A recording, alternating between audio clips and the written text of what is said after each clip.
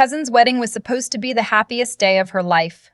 That's what I kept telling myself on the drive over, fixing my lipstick at a red light, trying to feel something other than the low-grade dread that had been sitting in my chest since I got the invitation 3 weeks ago. I want to be clear about something. I didn't have to go. I knew that. I am 31 years old. I have my own apartment, my own car, my own life that has nothing to do with the carefully maintained performance my mother's side of the family puts on every time they gather in the same room. I could have sent a card and a check and claimed a work conflict. I've done it before. But my aunt, my mother's older sister, had called me personally. Not a text, a call. She said, "Natalie, it would mean so much to Claire if you were there." Her voice did that thing it always does when she wants something. Soft and a little wounded, like she's already disappointed in you before you've even answered. So I went. Claire and I were close once, when we were kids, really close. She used to sleep over at my parents' house every summer, and we'd stay up until 2 in the morning watching movies and making microwave popcorn and telling each other secrets we swore we'd take to our graves. That version of Claire, the one with the sunburned shoulders and the gap-toothed laugh, I love her. I still do. The adult version of Claire is someone I'm still figuring out how to feel about. The wedding was at a vineyard, about 40 minutes outside of the city, the kind of place where everything is white linen and string lights, and the parking attendants wear vests. I pulled in and immediately felt underdressed even though I'd bought a new dress specifically for this. That's what this family does to me. I'm 31 years old with a master's degree and a job I'm proud of. And within 5 minutes of being around them, I feel like I'm 14 again and somehow already doing something wrong. My aunt found me near the entrance. She hugged me with one arm, the distracted kind, and said it was so good I could make it. Then she looked past me at the parking lot like she was waiting for someone more important to arrive. I found my name card at the reception table. The ceremony hadn't started yet and guests were milling around with glasses of Prosecco on the lawn. I picked up my card and turned it over, looking for my table assignment. Table 11. I didn't know what table 11 meant until I walked into the reception hall to find my seat. Tables 1 through 5 were up front, near the dance floor and the head table, draped in the same blush and gold that was everywhere in the decor. Tables 6 through 10 were in the middle. Fine, normal, good sightlines. Table 11 was near the back. Near the exit to the kitchen, actually. The tablecloth was slightly different, not blush, more of a dusty pink that had probably been close enough when someone ordered it online but was very clearly not matching in person. There were 5 other people at my table, none of whom I recognized. An older couple who turned out to be friends of the groom's family from out of state. 2 women who seemed to know each other and spent the entire reception talking only to each other. And a man who introduced himself as a coworker of the groom's and then immediately got on his phone. I sat down and placed my clutch on the table and looked toward the front of the room, where my aunt was already laughing with a group of women I vaguely recognized as her church friends, all of them at table 2. The ceremony was beautiful. "I'll give them that," Claire cried. Her husband, a tall, quiet man named Derek who I'd met exactly twice, looked at her like she was the only person in the building. For about 20 minutes, I forgot about the table assignment and just let myself be happy for her. The gap-toothed girl who used to steal my scrunchies was getting married and she was glowing, and for those 20 minutes, everything was fine. Then the reception started. I went to the bar, got a glass of water, and made my way back to table 11. The speeches were happening at the front of the room, and I could hear them, but couldn't quite see the speakers over the heads of everyone between us. I shifted my chair. The couple from out of state were kind people. The husband kept making small talk about the venue, and I was grateful for it because at least it gave me something to do with my face. About an hour in, my phone buzzed. It was a text from my cousin Tyler, Claire's younger brother. Tyler and I had always gotten along fine. He was the kind of person who didn't participate in the family politics so much as just observed them, the same way I did, from a careful distance. The text said, "Hey, the family wants to grab a picture together before the cake. Come up to table 2. I walked up to table 2. My aunt was there and her husband and Tyler and a few other cousins I saw maybe once a year at holidays. Claire and Derek came over from the head table. We took the photo. A cousin I'll call Jessica, the one who had been a bridesmaid and was still wearing her blush satin dress, stood next to me for the picture and then afterward turned to my aunt and said something I wasn't supposed to hear. But I heard it. She said, "Why is Natalie back at table 11? I thought we were keeping family together." And my aunt said, quietly, but not quietly enough, "There wasn't room. It's fine. It's fine." I walked back to table 11. I sat down. I drank my water. I want to explain something about my family and money, because it's relevant to what happened next. My aunt has never been subtle about the fact that she is aware of what I earn. I work in pharmaceutical sales. I do well. This is not something I advertise. But at some point several years ago, my mother mentioned it to my aunt in what I can only imagine was a moment of genuine pride, and since then, it has become a data point that my aunt references with a particular kind of casualness that is never actually casualness, that is never actually casual. Things like, "Oh, Natalie can expense that kind of thing." Or, "You know how it is, Nat. You're the one with the corporate card." Said lightly, laughed off, always with a smile that dares you to take offense. I've learned to let it go. Or, I thought I had. The dinner was served family style, which meant the food came out in big shared platters to each table. Table 11 got its food, and it was actually good. Roasted chicken, fingerling potatoes, a salad with candied walnuts. I was eating and half listening to the groom's coworker explain something about supply chain logistics when my phone buzzed again. This time it was my aunt. The text was long. I'll try to reproduce it the way I remember it, which is to say I have read it enough times since then that it is essentially memorized. She wrote, "Natalie, honey, I hate to ask this, but we're in a bit of a spot. The final catering invoice came in higher than the estimate, something about a staffing fee they added at the last minute, and we're $2,400 short. Derek's parents contributed what they could, and we've done everything we can from our end. I wouldn't ask if it wasn't urgent. You know how Claire would feel if she found out there was a problem on her wedding day. Can you Venmo me before the end of the night? I'll pay you back as soon as we get the gift money sorted. You know you're like a daughter to me." I read it twice. I looked up from my phone. Across the room, my aunt was at table 2, holding a glass of champagne, laughing at something someone had said. The string lights were reflecting off the glasses and silverware. The band had just started playing. Claire was on the dance floor with her new husband, and she was laughing, and she looked genuinely happy. And the whole scene was exactly as beautiful as it was supposed to be. $2,400. I thought about the table assignment. I thought about there wasn't room. I thought about every holiday where my aunt had made a comment about my salary with that particular smile. I thought about how she'd called me personally to make sure I'd come, and how she'd hug me with one arm when I arrived, and how I'd driven 40 minutes in a dress I'd bought new for the occasion and been seated near the kitchen exit next to people I'd never met. You're like a daughter to me. I put my phone face down on the table. The band played a song I recognized, but couldn't name. The coworker at my table had given up on the supply chain conversation and was now watching the dance floor.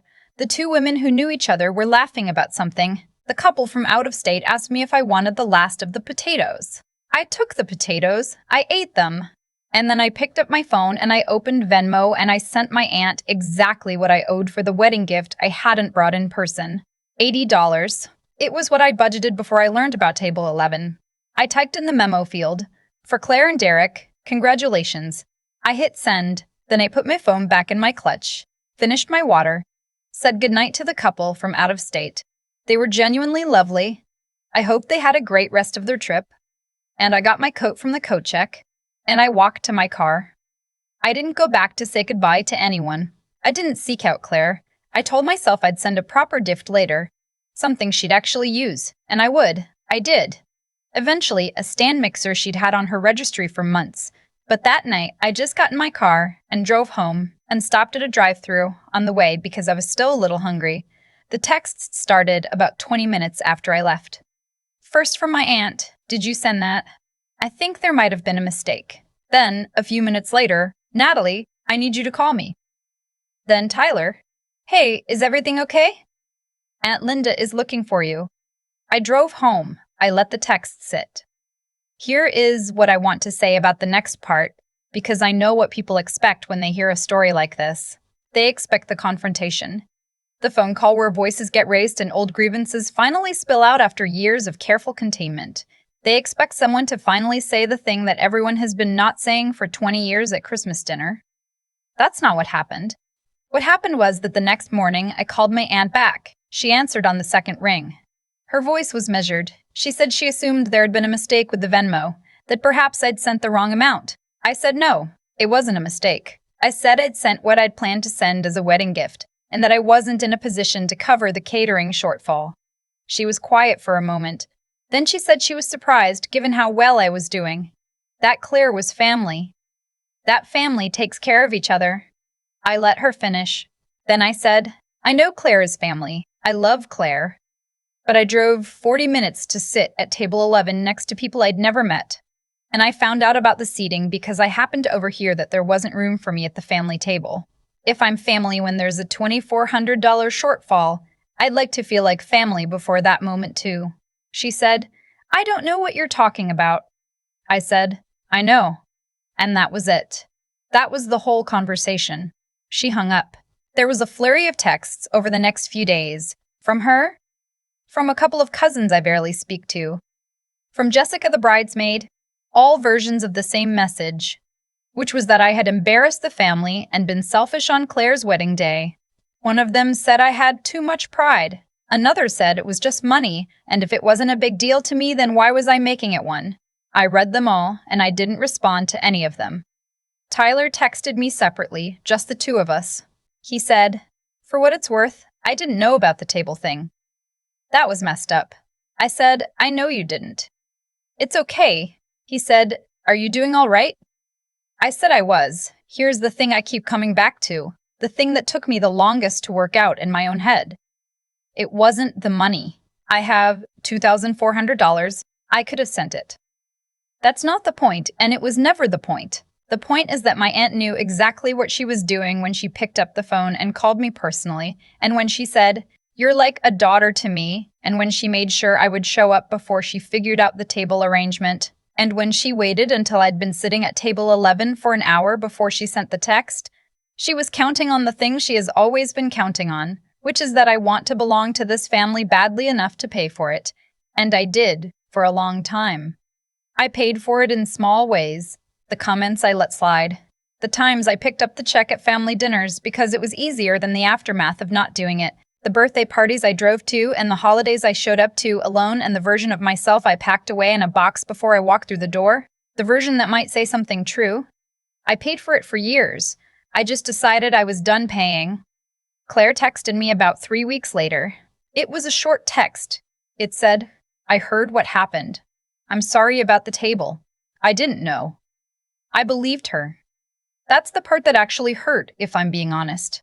That Claire didn't know. That somewhere in the logistics of her own wedding day, the information about where her cousin was sitting had never made it to her. She was at the head table. She was dancing. She was starting her life. She didn't know. I wrote back, I know you didn't. I'm happy for you. You were beautiful. She sent back a heart emoji. We haven't talked much since then. Not because of any hard feelings. I don't think, more because that's just how adult life works. You drift, you get busy. The people you were inseparable from at 11 years old become people you send birthday texts to and see at Thanksgiving if the timing works out. I miss the version of her from those summers. I'll always miss that. But I don't miss table 11. There's something I've been thinking about since that night. Something I couldn't have put words to in the moment, but has gotten clearer over the months since. There are people who see you, who actually see you, who know what you've built and respect it without keeping a running tab of what they think you owe them for the privilege of belonging. And then there are people who have decided, at some point without your input, that your success is a resource they're entitled to draw from, who use the language of family and love, and we take care of each other as a kind of contract they signed on your behalf without asking. The terrible thing is that those people are sometimes the same people who taught you what family meant in the first place. I still go to the holidays. I'm not at war with anyone. My aunt and I were in the same room at Thanksgiving, and we were perfectly civil and nobody said anything about the wedding. The cousins who texted me have moved on to other things to be upset about. That's how these things usually go. But something shifted for me that night in the Vineyard parking lot. Sitting in my car with the engine running, reading a text about a catering invoice. Something settled, the way things settle when you finally stop arguing with yourself about what you already know. I know who I am to this family when they need something. I know who I am to this family when they don't. And I know the difference between those two things now, clearly in a way I couldn't quite see before. I don't have to be angry about it. I don't have to make a speech. I don't have to explain myself to people who have already decided what I owe them. I just have to know. That night, I got home and ate my drive-thru and watched something on TV that I can't even remember now. And I fell asleep on my couch at some point, and when I woke up, the apartment was dark and quiet and completely mine. It felt like enough. It still does. I've been thinking about cause and effect a lot since that night, not in a dramatic way, not like I'm sitting around replaying it on a loop. Just in the quiet, honest way you think about things once the dust has settled and you can finally see the whole shape of what happened. My aunt made a series of choices, small ones, mostly. Where to seat me, how to hug me when I walked in, when to send that text. None of them were accidents. People like to pretend that cruelty is always loud, always obvious, always the kind of thing you can point to in a room. But the kind I grew up around was quiet. It wore a smile. It used words like family, and you know how much we love you. And it always, always came with a price tag attached, somewhere you couldn't see, until you were already in too deep to walk away without feeling like the difficult one. What I've come to understand is that every action has a weight to it, not in a mystical sense. I'm not talking about the universe balancing its books. I mean it in the plainest, most human way. When you treat someone like an ATM with a family resemblance, eventually that someone stops answering the machine. That's not punishment, that's just math. My aunt spent years making small withdrawals from my willingness to belong, and she never once thought about what would happen when the account ran dry. That's not my failure of love, that's her failure of attention. The thing about integrity, real integrity, not the performative kind, is that it doesn't announce itself. It doesn't make a speech. I didn't stand up at table 11 and tell the room what I thought. I didn't call my aunt out in front of the wedding party. I sent $80 and I went home and I ate fast food on my couch. That was it. And somehow, that quiet, undramatic choice took more out of me than any argument would have, because it meant I had to be honest with myself first. I had to admit that I'd been paying for a seat at a table that was never really mine, and that I was the only one who could stop. That's the part nobody talks about. The intelligence required to see a situation clearly, without the fog of what you wish it were. Claire didn't know about the seating. Tyler didn't know. Plenty of people in that family aren't operating with bad intentions. They're just moving through a system they've never sought to question. Seeing that clearly, without letting it turn into either excuse or ammunition, takes something. It takes the willingness to hold two things at once. I love these people, and this specific dynamic is not good for me. I'm still figuring out what comes next. I still go to the holidays. I still send Claire a birthday text every year. I'm not building walls. I'm just done pretending the walls aren't already there. And there's something in that, I think, that's worth holding on to. Not as a lesson you learn once and frame on the wall. More like something you practice, quietly, every time you're offered the choice between belonging on someone else's terms or standing in your own truth on your own 2 feet. I chose my own 2 feet. I'm still standing.